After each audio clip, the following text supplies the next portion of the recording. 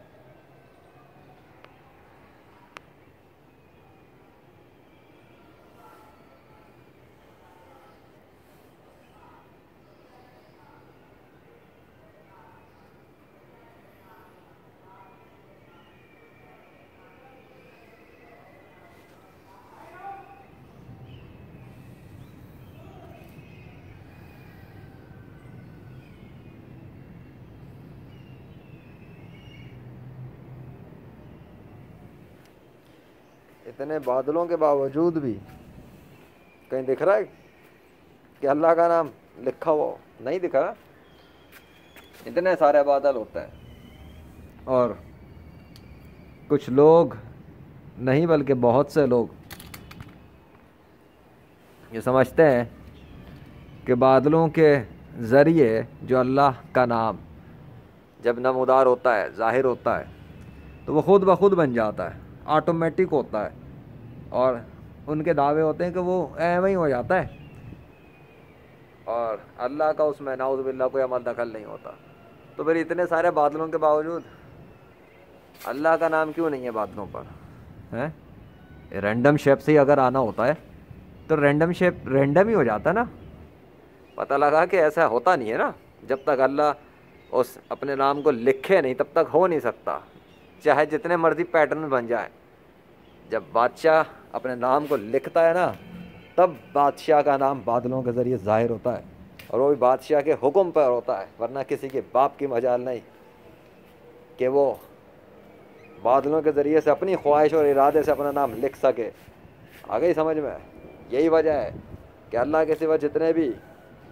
جتنے بھی مصنوعی خدا بنا کے رکھے گئے زمین کے اوپر، صدیوں سے جن کی پوجا کی جا رہی ہے، جن کی عبادت کی جا رہی ہے، جن کی پرستش کی جا رہی ہے اللہ کو چھوڑ کر، اور جن کے مقابلے پر کیا کچھ کیا جا رہا ہے، اللہ کے ماننے والوں کو مارا جا رہا ہے، اللہ کی پوجا کرنے والوں کو مارا جا رہا ہے، اللہ کے آخری نبی حضرت محمد صلی اللہ علیہ وسلم کی انسلٹ کی جا رہی ہے، ان کے خلاف توہین کی جا رہی ہے، ان کے خلاف کارٹونز بنائے جاتے ہیں، ان کے خلاف بکواسات کی جاتی ہیں، ان کے خلاف پتہ نہیں کیا کیا دنیا میں کیا جاتا ہے، تو اکثر مسلمانوں کو کیا سانپ سونگھ جاتا ہے، یا مسلمانوں کے حکمرانوں کو سانپ سونگھ جاتا ہے کہ ان کی موجودگی میں اور بڑے بڑے سرماؤں کی موجودگی میں اور دنیا میں بڑے بڑے فن خانوں کی موجودگی میں حضور نبی کریم صلی اللہ علیہ وسلم کی شان میں گستاخیاں ہو رہی ہیں اور ان کو برا بھلا کہا جا رہا ہو، تو خون جوش نہیں مارتا کیا؟ خون کھولتا نہیں ہے کیا؟ کسی کے باپ کو، کسی کی ماں کو گالی دی جائے تو اس کا چہرہ بدل جاتا ہے، کسی کی بیوی کو کچھ کہہ دو تو چہرہ بدل جاتا ہے، کسی کے بیٹے بیٹی کی تصویر کو کچھ کر دو، یا سڑک پر اس کی بیوی کی فوٹو ہی لگا دو، ماں کی لگا دو، چلو ماں چھوڑو، کسی محبوبہ کی فوٹو لگا دو اس کی، اور اس کی انسلٹ کر دو، توہین کر دو، کارٹون بنا دو، تو اس کے تیور بدل جاتے ہیں، بدل جائیں گے۔ کیوں؟ کیونکہ ایموشنز اٹیچ ہوتے ہیں، محبت کے ایموشنز۔ جہاں محبت اٹیچ ہوتی ہے نا، جہاں کسی کا احساس ہو اپنا ہونے کا، حقیقی والا، منہ زبانی چرب زبانی کا نہیں، جہاں منہ زبانی نہیں ہوتا نا، حقیقی ایموشنز اٹیچ ہوتے ہیں، درد اور تکلیف وہاں فیل ہوتی ہے۔ اس لیے لیجنڈ یہی پوچھتا ہے کہ کیا ہو گیا ہے دنیا کے اکثر مسلمانوں کو؟ وہ مشن جو حضرت محمد صلی اللہ علیہ وسلم اس دنیا میں لے کر آئے، وہ مشن جس کے لیے انہوں نے کام کیا، وہ مشن جس کے لیے صحابہ کرام نے محنت کی، اور وہ مشن جس کے لیے اللہ کے نیک اور سچے اولیاء کرام اور شہداء اسلاموں نے محنت کی اور قربانیاں دیں، اس مشن کو چھوڑ کر اور بھول کر اور زمین میں دفن کر کے اکثر مسلمان کر کے آ رہے ہیں زمین کے اوپر، کہ انتظار کر رہے ہیں کہ اللہ کا حکم آ کے پہنچ جائے اور ملیا میٹ کر دے، اور اللہ نئی مخلوق کو کریٹ کر لے، یا نئے کفار کے اندر سے کچھ نئے مسلمانوں کو اسلام کی ہدایت دے کے ان سے کام لے پھر اپنے دین کے غلبے کا۔ کیا چاہتے ہیں دنیا بھر کے مسلمان؟ کیا چاہتے ہیں اکثر مسلمان؟ کر تو کچھ مسلمان تو کام کر رہے ہیں مخلص ہو کر، لیکن اکثریت کا جو حال ہے وہ حال ہی بے حال ہے، اور اللہ کو اس بات سے کوئی فرق نہیں پڑتا اگر وہ ایک حکم دے اور ساری مخلوق کو فنا کر دے اور پھر نئی مخلوق کو لے آئے، اسے کوئی فرق نہیں پڑتا اس سے۔ وہ بے نیاز بادشاہ ہے اس کائنات کا، حقیقی خالق اور مالک اللہ الصمد۔ کیا سوچ کے رکھا ہے دنیا کے انسانوں نے کہ وہ اللہ کو عاجز کر لیں گے زمین پر؟ کیا سمجھتے ہیں سائنس کی پوجا کرنے والے، کیا سمجھتے ہیں ڈگریوں کی پوجا کرنے والے، کیا سمجھتے ہیں اپنی نفس کی پوجا کرنے والے، کیا سمجھتے ہیں مصنوعی خداؤں کو پوجنے والے، کیا سمجھتے ہیں دولت کی پوجا کرنے والے، کہ کیا وہ اللہ کو عاجز کر لیں گے زمین کے اوپر، جہاں پر اس نے صرف مختصر سی مدت کے لیے بنا کے انہیں بھیج دیا، تو وہ سمجھ رہے ہیں کہ زمین پہ انہیں حکمرانی اور چودراہٹ مل گئی رہنے کے لیے؟ کب تک؟ کتنا سال؟ قبروں میں دفن ہو چکے بڑے بڑے سرما، قبروں میں دفن ہو گئے بڑے بڑے بادشاہ، قبروں میں دفن ہو گئے بڑے بڑے فوجی، قبروں میں دفن ہو گئے بڑے بڑے ڈاکٹر، سائنسدان، انجینئر، قبروں میں دفن ہو گئے، پوچھنے والا کوئی نہیں، کتے بھی نہیں لوٹتے ان کی قبروں پہ۔ وہ حال ہے بہتوں کا، ختم کر دیا ان کو اللہ کے حکم سے، نیچر نے کھا گئی ان کی لاشوں کو، سڑا دیا ان کی لاشوں کو، بدبودار کر دیا ان کی لاشوں کو، لیکن نیک سنی مسلمانوں کی لاشوں کو کچھ بھی نہیں کرتی نیچر، اللہ کے حکم سے تر و تازہ رکھتی ہے ان کو اللہ کے حکم سے۔ اور حقیقت تو یہ ہے کہ نیچر تو صرف ایک ڈھکوسلا ہے، اصل بات یہ ہے کہ اللہ واحد القہار ہے جو اپنے نیک مسلمانوں کو تر و تازہ رکھتا ہے ان کی قبروں کے اندر،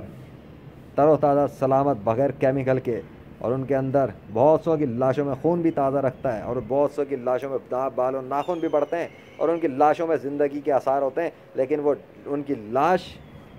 زندہ ہوتی ہے، انتقال ان کا ہو چکا ہوتا ہے اللہ کے حکم سے۔ یہ ہے اللہ واحد القہار کی طاقت 21ویں صدی میں۔ اللہ اکبر۔